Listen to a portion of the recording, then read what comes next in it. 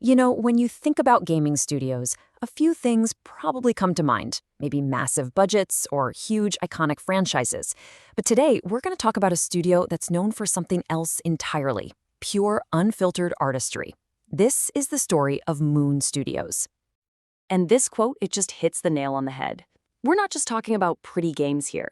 We're talking about how a team, literally scattered all over the world, managed to create something more beautiful and more moving than studios with hundreds of people all under one roof.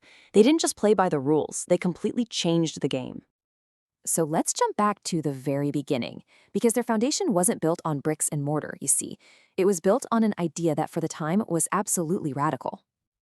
Okay, picture this. The year is 2010. Moon Studios comes into existence, but not in some flashy Silicon Valley office.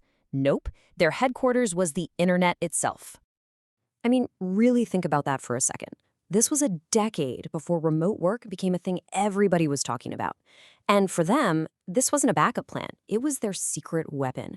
It meant they could hire the absolute best talent on the planet, no matter where they lived. All of them pulled together by one single vision. And this was the vision. This was the glue that held them together across all those different time zones and continents. The goal was never just to make another fun game to pass the time. It was to build interactive art. You know, those experiences that really stick with you long after you've put the controller down. This idea became their true north. Now look, having a powerful vision is one thing, but actually bringing it to life, that is a whole different beast. And this next chapter in their story is where that incredible ambition met flawless execution. The result was, well, it was just breathtaking. This was no overnight success story. It took 5 long years of intense, remote collaboration before they were finally ready to show the world what they'd been pouring their hearts into. And when Ori and the Blind Forest came out in 2015, it wasn't just a game release, it was a statement. Then, its sequel, Will of the Wisps, just proved that the first time wasn't a fluke. They really were that good. So what was the magic formula? What made the Ori games so incredibly special? Well, it was really this perfect trifecta. First, you had this stunning, hand-painted art that just pulled you in. Every single screen felt like a painting. Then, you were hit with this deeply emotional story, all told without a single word of spoken dialogue. And finally, you were hooked by gameplay that just felt so incredibly good to control. It was the whole package. Let's dig into that a little deeper, the emotional core of their games. How on earth do they make you feel so much? Well, it all comes down to a masterful blend of sight and sound working together in perfect harmony.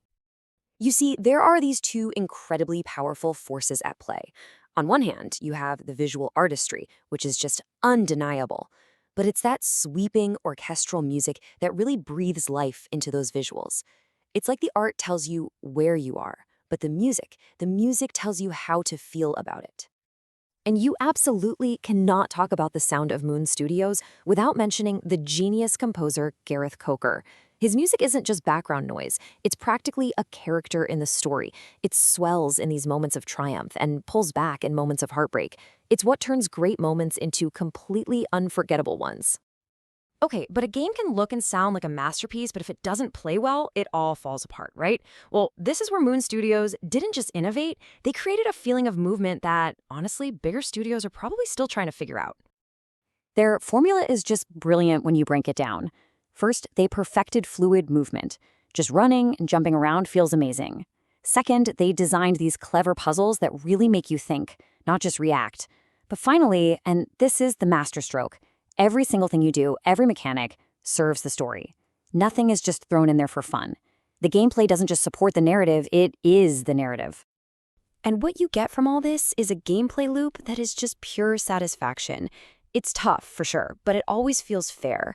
So when you finally nail that super tricky sequence of jumps, or you figure out that one clever puzzle, that feeling of accomplishment is just immense.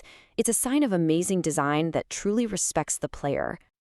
So when you look at the big picture, what is Moon Studios' legacy? I think it's so much more than just a couple of great games. They basically lit a beacon for the entire indie scene, completely changing what people thought was even possible. This, right here, is arguably their greatest contribution. Moon Studios proved beyond a shadow of a doubt that you don't need a massive team to get massive success. They showed the world that a small, focused, globally distributed group of creators could go toe-to-toe with the biggest giants in the industry when it came to quality and critical acclaim. They didn't just bend the rules, they rewrote the whole book. And because of that, their story has become this huge source of inspiration. They sent a really powerful message to an entire generation of indie developers. Hey, you don't need a $100 million budget or a giant campus to create a masterpiece. What you need is talent, a singular vision, and a smarter way to work together. Moon Studios was a pioneer for their time. They leveraged the internet to build a whole new kind of studio. So as technology keeps pushing forward with things like AI and powerful new tools making it easier than ever to create games, it just begs the question, what's the next frontier for indie innovation? Who's going to be the next Moon Studios? And what new ground will they break?